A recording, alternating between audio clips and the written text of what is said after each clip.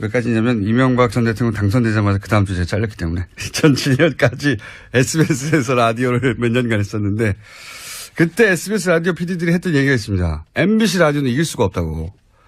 당시까지만 하더라도 전체 라디오 시장 절반 정도를 MBC가 점유하고 있었어요. 절대 이길 수 없다고 그랬거든요. 나머지 50%를 나머지 방송국들이 나눠 가지고 있었는데 지금 MBC가 얼마나 망가졌냐면 TBS에도 안 됩니다. 물론 TBS는 눈부시게 성장했죠. 그 사이에. 하지만 MBC가 보이지 않는다 이제. 그렇게 철저히 망가졌어요. 예. 자, 박성재 MBC 해직 기자 연결해 보겠습니다. 안녕하세요. 네, 안녕하십니까. 네. 해고된 지 얼마나 되셨습니까? 5년 6개월 정도 됐습니다. 네, 굉장히 오랫동안 무직으로 계셨군요. 아니, 다른 방송국에 들어가지 않고 왜 계속 해고된 상태로 계셨어요? 아니, 오늘 같은 날을 기다리려고, 그랬죠. MBC를 살려야 되니까, 예. MBC 꼭 복직하겠다고 생각하고 기다리신 거예요? 네, 그렇죠. 예, 왜냐면은, 방금 공장장께서 말씀하신 대로 MBC가 많이 망가졌잖아요. 예. 그래서, 이거를 제대로 돌려놓지 않으면, 저는, 무덤에도 눈을 못 감을 것 같다, 이런 생각을 하고 있었습니다. 왜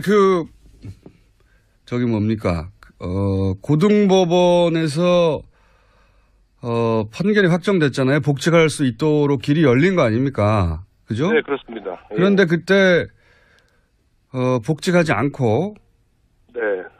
대법원 판결까지 가겠다고 했었어요. 그때 왜 그러셨습니까? 아니, 근데 그거는, 네. 대법원이, 이제, 회사가 상고를 했어요, 대법원에. 그렇죠. 그래서 이제 그런 거고, 정권이 바뀌고, 이제 복직할 수 있는 혹시 분위기가 조성되더라도, 예. 대법원 판결을 기다려서 정확하게 판례를 남기겠다. 말하자면 공정방송을 위해서 싸우는 행위가 불법이 아니고 아주 정당한 행위라는 그 판례를 남겨야 한다는 그런 소신들 때문에 저희 해직 언론인들이 대법원 판결을 기다리겠다라고 얘기한 겁니다. 그렇군요. 김장겸 체제 하에서는 복직하지 않겠다 뭐 이런 의미도 있는 겁니까? 그렇죠. 예. 왜냐하면 또 복직해봤자 김장겸 체제 밑에서는 저희가 인사권이 없기 때문에 아무것도 할 수 없지 않습니까? 또 물론 밖에서 싸우고 있지만 들어가서도 싸워야 되는 상황이기 때문에 오히려 밖에서 싸우는 게 더 유리하지 않을까 저는 그렇게 봤습니다. 그래서 대법원 판결을 굳이 받겠다고 하셨는데 그런데 이제 지금 새로운 사장이 만약에 취임해서 복직하라 이렇게 인사명령을 내리면요? 그게 좀 고민이에요, 저희도. 그래서 대법원 판결까지 기다려야 한다고 했는데. 아니 근데 대법관님들이 네. 이 친구들 어차피 복직할 거니까 판결 안 해도 되지 않나? 이렇게 생각하실 수 있을 것 같아서. 예. 그 너무 유리하게 생각하시는 거 아니에요? 대법원 판결이 한 2년 3년 걸릴 수도 있습니다. 아니 벌써 2년이 넘었어요. 지금 2심 나온. 그렇죠. 예. 예. 그래가지고. 일단 복직하라 그러면 못 이기는 척하고 복직을 해야 못 이기는 척하고. 근데 이제 방금도 말씀하셨는데 MBC가 이제 독특한 문화가 있습니다. 보면 해직 상태에서 5년간 반드시 MBC로 돌아가겠다고 하는 경우도 그렇게 사실 흔한 경우가 아니고. 네. MBC 노조 파업 현장에서 이 김장겸 MBC 사장 회의만 들리니까 막 눈물을 흘리고 그러던데. 네, 어제 저도 그 자리에 있었습니다. 네. 그렇게까지입니까? 다른 직장 갈 수도 있잖아요. 저도 사실 제안을 안 받은 건 아닙니다. 네. 그런데 어쨌든 저희들 심정을 생각해 보면은 아까 공장장님께서 말씀하셨듯이 최고의 방송이었던 시대를 보냈다가 최악의 방송으로 이제 나락에 떨어진 그런 저희 친정을 보면서 느꼈던 그런 거 있잖아요. 예, 그런 자괴감 같은 것들을 해야 되고 반드시 국민의 사랑을 되찾아야겠다. 그런 거죠. 특히 지금 같으면은 라디오는 교통방송에 빼앗긴 1위의 위치를 다시. 예, 그거 쉽지 않을 겁니다. 제가 있기 때문에 이제. TV도 JTBC에게 모든 사랑을 다 빼앗겼는데 그거를 이제 하나씩 다시 되찾아와야 된다. 국민의 사랑을. 저희는 그렇게 생각하고 있습니다. 지금 10대 혹은 20대 초반은 MBC가 그렇게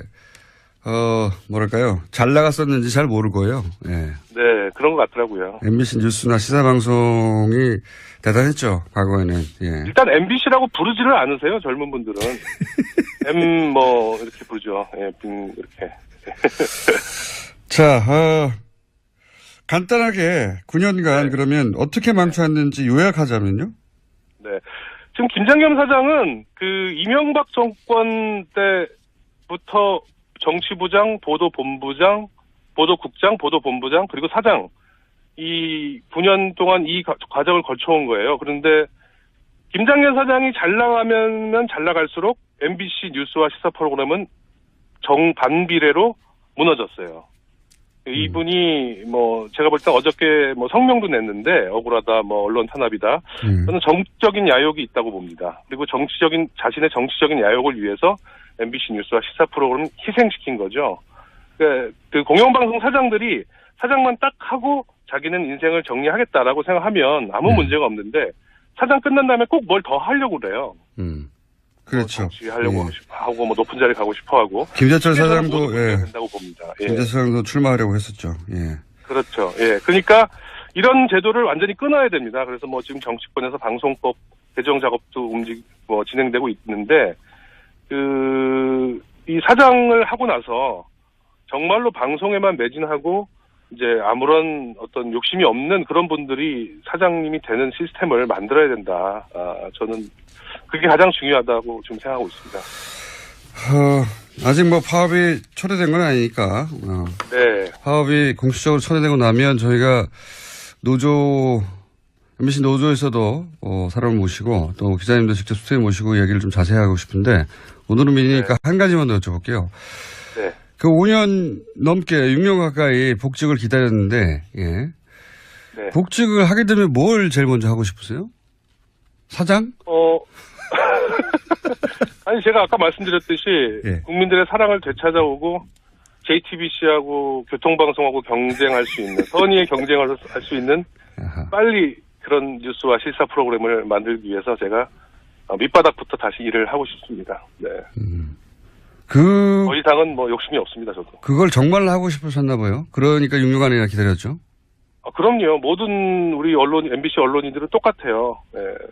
국민들의 품으로 다시 이게 자꾸 이런 말을 하면은, 저 양반들 이렇게 맨날 무슨, 그렇게 얘기를 하는데, 정말로 마음이 그렇게 생각하고 있다고 저는 강조하고 싶습니다. 그렇게 간절합니까? 네. 네. 왜냐면은 뺏겼기 때문에요. 저희가 뺏겼기 때문에 되찾으려고 하는 거죠, 사랑을. 네.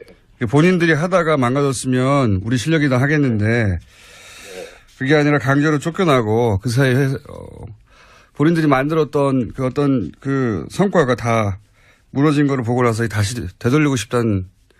그렇죠. 사실 저희 책임도 있죠. 저희가 제대로 싸우지 못하고 제대로 저항하지 못한 책임도 있는데 또 너무나 저희가 나름대로 잘했던 방송이었기 때문에 저 양반들 저희를 이렇게 죽이려고 장악하려고 했던 거 아니겠습니까? 그렇죠. 국정원 문건 같은 데서 다 드러났기 때문에 국민들이 많이 이해를 해주시고 계시다고 저는 생각하고요. 이제는 정말로 다시 돌아가는 그런 방송이 돼야 된다. 옛날로. 그래서 그런 고민들이 이제 지금부터 시작될 것 같아요. 저희 언론인들은, MBC 언론인들은. 예. 알겠습니다. 다음에 다 스튜디오 직접 모시고요. 예. 한 가지만 말씀드리면 아침 시사는 안 된다는 거 MBC 돌아오셔도. 오늘 여기까지 듣겠습니다. 감사합니다. 감사합니다. 예. 박성재 MBC 해직 기자였고요. 예. 어제 박문진 이사회에서 어떤 일이 있었는지 제가 짧게 클립 들려드리고 그 사이에 김은희 기자는 인사하겠습니다. 예. 수고하셨습니다. 네, 감사합니다. 권력에 의해서 경영진이 바뀐다면 권력에 대한 견제라고 하는 것은 심각하게 유린될 수밖에 없고 또 붕괴되는 것입니다. 정권 비판을 어떻게 하느냐? 정권 비판을 그래서 잘했습니까, MBC가 그동안에? 그 전에 그 편파적인 보도에 대해서는 일체 얘기하지 않고 과거 여러분이 선임한 보도본부장 중에 심지어 여기 와가지고 정권을 비판하는 것이 언론의 사명이 아니다! 라고 생각하는 본부장도 있었습니다. 그런 상황도 그냥 방치한 사람이 지금 와가지고 정권이 바뀌니까 사장을 바뀌는 게 말이 안 된다?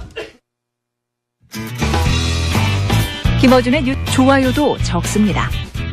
유튜브에서 김어준의 뉴스공장 눈으로 보는 라디오도 검색해보세요. 정말 재밌는데 다들 잘 모릅니다.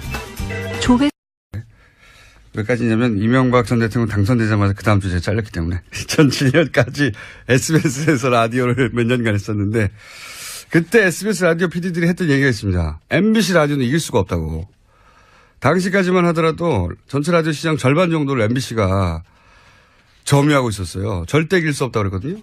나머지 50%를 나머지 방송국들이 나눠 가지고 있었는데 지금 MBC가 얼마나 망가졌냐면 TBS에도 안 됩니다. 물론 TBS는 누구시게 성장했죠. 그 사이에. 하지만 MBC가 보이지 않는다 이제.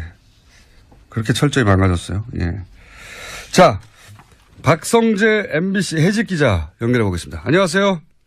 네, 안녕하십니까. 그래서 정확하게 판례를 남기겠다. 말하자면 공정방송을 위해서 싸우는 행위가 불법이 아니고 아주 정당한 행위라는 그 판례를 남겨야 한다는 그런 소신들 때문에 저희 해직 언론인들이 대법원 판결을 기다리겠다라고 얘기한 겁니다. 그렇군요. 김장겸 체제 하에서는 복직하지 않겠다 뭐 이런 의미도 있는 겁니까? 그렇죠. 예. 왜냐하면 또 복직해봤자 김장겸 체제 밑에서는 저희가 인사권이 없기 때문에 아무것도 할 수 없지 않습니까? 또 뭐 물론 밖에서 싸우고 있지만 들어가서도 싸워야 되는 상황이기 때문에 오히려 밖에서 싸우는 게 더 유리하지 않을까 저는 그렇게 봤습니다. 그래서 대법원 판결을 굳이 받겠다고 하셨는데 그런데 이제 네 해고된 지 얼마나 되셨습니까? 5년 6개월 정도 됐습니다. 네, 굉장히 오랫동안 무직으로 계셨군요. 아니 다른 방송국에 들어가지 않고 왜 계속 해고된 상태로 계셨어요? 아니 뭐 오늘 같은 날을 기다리려고 그랬죠. MBC를 살려야 되니까. 예. MBC 꼭 복직하겠다고 생각하고 기다리신 거예요? 네, 그렇죠. 예, 왜냐하면은 방금 공장장께서 말씀하신 대로 MBC가 많이 망가졌잖아요. 예. 그래서 이거를 제대로 돌려놓지 않으면 뭐 저는 무덤에도 눈을 못 감을 것 같다 이런 생각을 하고 있었습니다. 왜 저기 뭡니까? 고등법원에서 판결이 확정됐잖아요. 복직할 수 있도록 길이 열린 거 아닙니까? 그죠? 네, 그렇습니다. 그런데 그때 복직하지 않고 네. 대법원 판결까지 가겠다고 했었어요. 그때 왜 그러셨습니까? 아니 근데 그거는 네. 그 대법원이 이제 회사가 상고를 했어요. 대법원에. 그렇죠. 그래서 이제 그런 거고 그 정권이 바뀌고 이제 복직할 수 있는 혹시 분위기가 조성되더라도 예. 대법원 판결을 기다려. 지금 새로운 사장이 만약에 취임해서 복직하라 이렇게 인사명령을 내리면요? 그게 좀 고민이에요, 저희도. 그래서 대법원 판결까지 기다려야 한다고 했는데. 아니 근데 대법관님들이 네. 이 친구들 어차피 복직할 거니까 뭐 판결 안 해도 되지 않나? 뭐 이렇게 생각하실 수 있을 것 같아서. 예. 그 너무 유리하게 생각하시는 거 아니에요? 대법원 판결이 막 한 2년 3년 걸릴 수도 있습니다. 아니 벌써 2년이 넘었어요. 지금 20 나온. 그렇죠. 예. 예. 그래가지고 일단 복직하라 그러면 뭐 못 이기는 척하고 복직을 못 이기는 척하고. 근데 이제 방금도 말씀하셨는데 MBC가 이제 독특한 문화가 있습니다. 보면 해직